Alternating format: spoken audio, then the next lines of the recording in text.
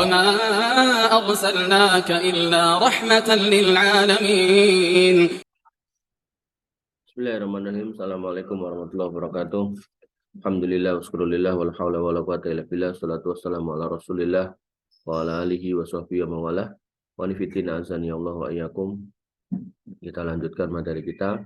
Kita sampai di bab yang ke-94 dengan judul bab Qisasul Abd. Bab kisos kepada kisosnya hamba. Nah, kisos seorang budak.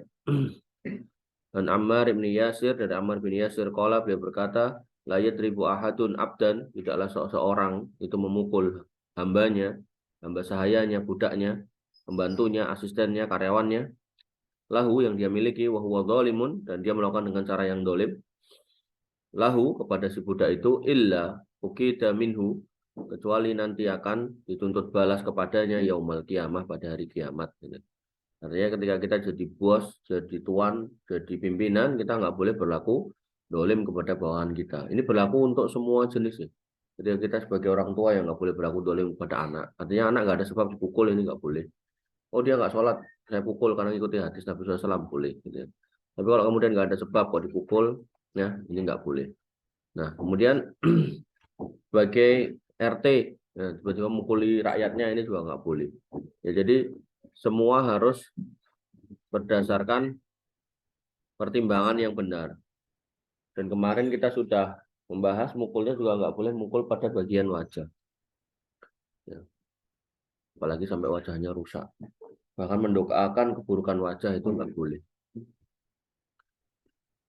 Kemudian kita masuk di hadis 182.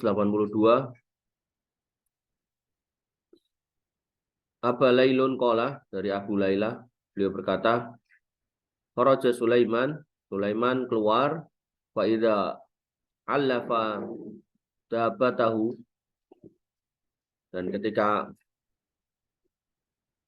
makanan dari dabatahu itu binatang melata yang dia punya, binatang peliharaannya, yatasaqat, berjatuhan makanannya pada kecer lah itu, minal aro, yaitu dari tempat penambatan, biasanya ada tempat makannya gitu. Itu pada kecer gitu kan.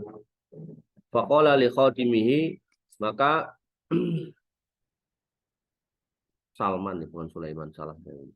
Salman berkata kepada pembantunya, pada pelayannya, laula sekiranya ani akhofa, sekiranya aku nggak takut al kisoso, akan adanya kisos nanti dari kiamat, la auja'tuka, maka aku akan menyakitimu, aku akan menganiayamu, aku akan menghukummu, aku akan memberimu pelajaran, ya itu mungkin bahasa tepatnya. Ya, jadi kisos di sini, kisosnya budak tidak berlaku di dunia. Artinya kalau orang merdeka menganiaya orang merdeka, itu ada kisosnya. Tapi kalau orang merdeka menganiaya budak, itu nggak ada kisosnya di dunia. Tapi di akhirat tetap akan ada penuntutan balas. Nabi Hurairah ta'ani Nabi Shallallahu Alaihi Wasallam, dari Abu Hurairah dari Nabi Shallallahu Alaihi Wasallam, qala, beliau bersabda, li taat dunal huququ ila ahliha, pastilah kalian akan menunaikan, salah ya ini kalimatnya, salah, latu addanna, sungguh benar-benar kamu akan menunaikan al-huquq ila ahliha, hak-hak kepada pemiliknya. Artinya kamu sekarang ambil hak orang nih, nanti pasti akan kamu kembalikan tuh hak-hak itu. Hak-hak itu akan kamu berikan kepada orang yang punya. Kamu nyolong punya orang, belum mau balikin, nanti akan diminta. Hatta yuqada lisyatil jama'i minasyati al-qarna, sampai ya ada kambing yang nggak punya tanduk yang minta kisos penuntutan balas kepada kambing yang bertanduk lantaran dulu pernah ditanduk. Ya, kambing kan kalau punya tanduk itu kan semena-mena. Ada kambing lewat diseruduk, ada orang lewat diseruduk gitu kan. Yang kambing yang galak-galak yang kayak gitu, biasanya yang pengen kawin itu kayak gitu. Nah itu galak dia kan. Maka jangankan manusia, gitu. Kambing pun nanti akan minta kepada Allah untuk ditegakkan haknya. Aku dulu udah diseruduk dia nih, si kambing ini nih. Maka saya minta supaya untuk dibalas. Ya tentu kambing yang nggak punya tanduk tadi akan ditumbuhkan tanduknya dan diserutukan kepada yang bertanduk. Gitu. Ya, maka manusia pun juga akan gitu. Makanya dikatakan latu ad-dana. Gitu. Benar-benar kalian akan meminta hak-hak dari para pemiliknya, itu akan kalian tunaikan, akan kalian berikan. Nah, masalahnya adalah kalau dia kemudian punya hak utang, kita utang ke dia Rp1.000 gitu. Nah, dia nagih tuh Rp1.000-nya mana gitu. Nah, di akhirat iya. Di akhirat Rp1.000 udah nggak laku gitu kan. Maka yang harus ditukar atau harus diberikan adalah 1.000 pahala. Ini mic. Ya, maka berat itu kalau kita ngomongkan 1.000 pahala. Kemarin kita udah ngitung kan. Kalau 1.000 pahala itu berarti 40 kali sholat jamaah di masjid itu. Berat itu.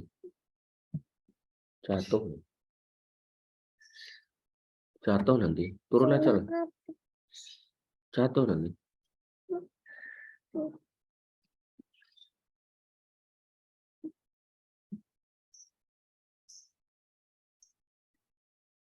Itu apa?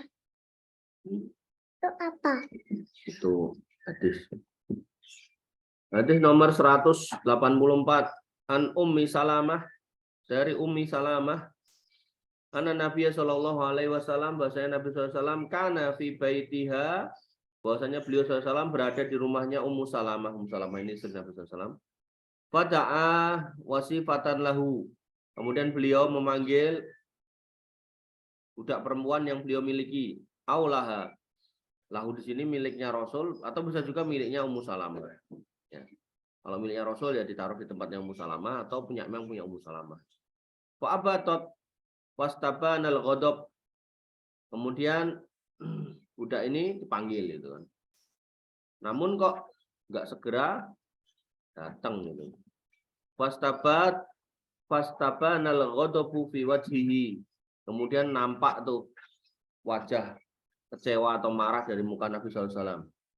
Jadi Nabi kalau marah tuh enggak teriak-teriak ya. Jadi dari mukanya udah kelihatan itu merah. Faqamat Ummu Salamah ngeliat beliau SAW mukanya udah sebel, ya. Kemudian Ummu Salamah berdiri, ilal hijab, di balik hijab. Diterjemahkan dinding ini kurang tepat ya, karena hijab nggak selalu dinding, kain juga bisa. Fawajadatil wasifata tal'abu, dan ternyata si budak tadi itu, asistennya tadi itu baru main gitu, baru main sesuatu gitu. Wa ma'ahu siwakun, dan Nabi SAW waktu itu megang kayu siwak yang biasa buat gosok gigi. Faqala, maka beliau berkata, laula khasyatul qawadi yaumal qiyamah, kalau sekiranya bukan karena takut akan adanya kisos pembalasan pada hari kiamat, la auja'tuki bihadza siwak. Benar-benar aku akan menghukummu. Aku akan memberikan pelajaran kepadamu dengan kayu siwak ini. Jadi Nabi ya nggak pernah mukul dia, cuma Nabi ngomong, nek umpama ora nek hisab, nggak ada pembalasan nanti, ya kita pukul, boro-boro kita celuk ramoro. Zada Muhammad bin Haitham, Muhammad bin Haitham menambahkan, tal'abu bahimatan, dia main binatang, ya, mungkin ada kucing, dia main kucing gitu, atau mungkin apa gitu. Qala falamma ataitu biha Nabi sallallahu alaihi wasallam qultu, bahwasanya ketika Ummu Salamah mendatangi bersama dengan budak itu kepada Nabi SAW, beliau berkata, ya Rasulullah, innaha la takhlifu masami'aka. Sesungguhnya dia nggak dengar tadi dengan panggil itu, dia nggak dengar. Masami'aka. Qalat wa fi yadihi siwakun, dan Ummu Salamah mengatakan di tangan Nabi SAW itu sudah ada siwak. Artinya siap untuk dipukulkan, tapi Nabi nggak jadi. Hadis nomor 185. An Abi Hurairah qala, dari Abu Hurairah radhiyallahu anhu, beliau berkata, qala Rasulullah SAW. Apa? Mas Angga. Ini ada Mas Rizky ini, kembaran. Mirip-mirip. Bersabda Nabi Shallallahu Alaihi Wasallam. Kenapa? Fotonya sama. Fotonya sama. Fotonya sama. Apanya? Apa? Sama. Apa ngomong apa? Putihnya sama. Putihnya sama. Oh iya putihnya. Ya itu kakak beradik. Sama orang beriman. Itu seragam itu. Seragam putih. Tanyain, Mas kamu sekolah di mana? Kan? Mandoroba dorban. Uktus sominhu yaumal qiyamah.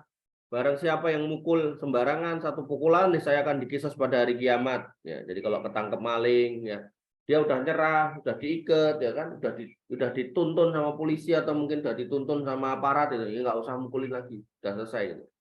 Ya, oh saya nggak mantep, nggak puas, saya pengen prok pakai helm, ya. Ini enggak ya, ini bukan akhlak orang Islam ya, itu akhlak yang nggak bagus, gitu. Apalagi sampai dia mati gitu. Ya.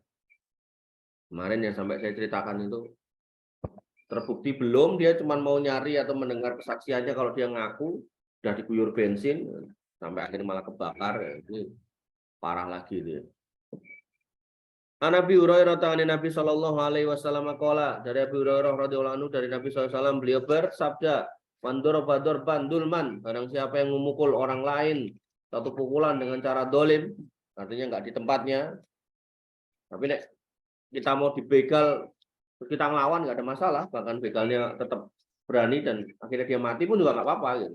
Tapi kalau nggak ada sebab, nggak ada apa-apa gitu kan, tiba-tiba pukul, apalagi kayak kasus di Jakarta itu, registrasi jadi begal caranya dengan baca orang sembarangan terus di video, ini super dolim ini. Uktus sominhu yaumal qiyamah, maka akan dihisab kepadanya pada hari kiamat. Ya, jadi kita di dunia jangan semena-mena sama orang, bahkan jangankan sama orang, sama binatang pun kita nggak boleh dolim. Ya, ketika kita punya binatang yang dirawat dengan baik, dijaga, sakit diperiksa, gitu. Ini harus dipahami bersama ya. Jadi akhlak seorang Muslim tidak hanya melingkupi urusan dia dengan manusia, dengan orang tuanya, dengan istri anaknya, enggak, sampai ke level yang terendah sekalipun, yaitu ke binatang ini. Kemarin kita udah bahas ya, mengecap binatang di mukanya nggak boleh gitu. Nanti di bab lain, di kitab lain itu memotong bagian tubuhnya, kan ada tuh orang nggak mau nandain kambingnya atau sapinya karena saking banyaknya tuh kupingnya digunting gitu, dengan gunting motif tertentu. Nah, dilubangin kayak ngelubangin kertas loh. Tapi bentuknya bintang, ceklek gitu. Nggak boleh, itu membuat cacat. Dan nanti kalau di bab kurban, binatang-binatang yang terpotong telinganya seperti itu nggak boleh dijadikan hewan kurban, kecuali kalau nggak ada lainnya. Kalau ada pilihan yang normal yang nggak ada gitu, itu lebih baik daripada yang ada lubangnya. Makanya nanti kalau kamu jadi peternak juga harus lihat-lihat cara mengidentifikasi binatang seperti apa. Apa ya harus kayak gitu. Kalau kayak gitu ya berarti itu salah, harus dirubah metodenya. Gitu. Karena ada yang lebih baik gitu kan. Misal kalau di daerah tertentu itu kalau sapi itu dikasih kelok yang dari besi. Nah itu misal orang lain pakai dadung ya, kamu pakai besi. Tempat lain tuh kasih kayak pindek gitu, besi gitu. Dan itu nggak ada masalah gitu. Karena emang cara mengendalikan sapi kan kayak gitu. Nggak ada yang lain. Kalau cuma diikat tok ya, kita keseret-seret, sapinya mesti lebih kuat lah. Gitu.